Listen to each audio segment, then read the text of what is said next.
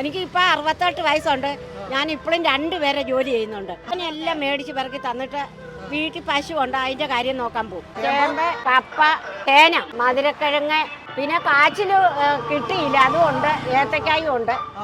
അത് പിന്നെ തൈരും സമ്മന്തി, പിന്നെ മുളക് സമ്മന്തി, പിന്നെ മീൻ വറുത്തത്, ഉണക്കമീൻ വറുത്തത്, പിന്നെ ആവശ്യമുണ്ട് ചിക്കൻ ഫ്രൈ ഉണ്ട്. കട്ടുദോശയുണ്ട് വൈകിട്ട്. ഞാൻ തന്നെ എല്ലാം ചെയ്യുന്നത്. പിന്നെ ഞാൻ ഒരു കുക്കാണ് സ്കൂളിൽ. എനിക്ക് ഹെൽത്ത് കാർഡും ഡോക്ടർ സർട്ടിഫിക്കറ്റും എല്ലാം ഉള്ള ഫുഡ് ഉണ്ടാക്കുന്നതിന്. എനിക്ക് ഇച്ചിരി സാമ്പത്തിക ബുദ്ധിമുട്ട്, മോൻ്റെ കുഞ്ഞിൻ്റെ കല്യാണമായിരുന്നു. പൈസയ്ക്കൊക്കെ ഇച്ചിരി ഞെരുക്കം വന്നു, പെട്ടെന്നുള്ളൊരു കല്യാണമായിരുന്നു. അപ്പോൾ ഞാൻ നോക്കിയപ്പോൾ വേറെ അവനും സൗദിയിലായിരുന്നു ജോലി, കല്യാണം പ്രമാണിച്ച് പിന്നെ പോയില്ല. അവിടെയും വലിയ പോയിട്ട് ഇവിടുത്തെ പോലെ ഒന്നും ഇല്ല. പിന്നെ ഉള്ളിവടയുണ്ട്, അത് വെളിച്ചെണ്ണയ്ക്കകത്താണ് ഞാൻ ചെയ്യുന്നത്. എല്ലാം വെളിച്ചെണ്ണയ്ക്കകത്താണ് ചെയ്യുന്നത്.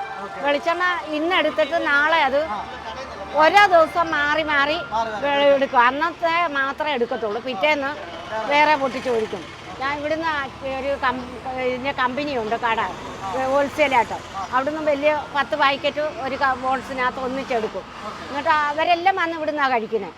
വെളിച്ചെണ്ണയുടെ മണം അടിച്ച ആൾക്കാരെല്ലാം ഉള്ളിവടയ്ക്ക് ഓടി വരുന്നത്. ഓടി വന്നിട്ട് ഏത്തയ്ക്കാപ്പോ ഉള്ളിവട എനിക്ക് തികയത്തേ ഇല്ല. എനിക്ക് ബോളി ഇടുന്നുണ്ട്.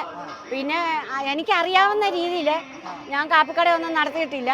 എന്നാലും എൻ്റെ ഒരു ഇതിൽ ചെയ്ത് എല്ലാം പിള്ളേർക്കെല്ലാം അങ്ങ് വളരെ താല്പര്യമാണ്. ഞങ്ങൾ രണ്ടും ഉള്ളൂ, കൂലി കൊടുക്കാനുള്ള ഇത് കിട്ടത്തില്ല.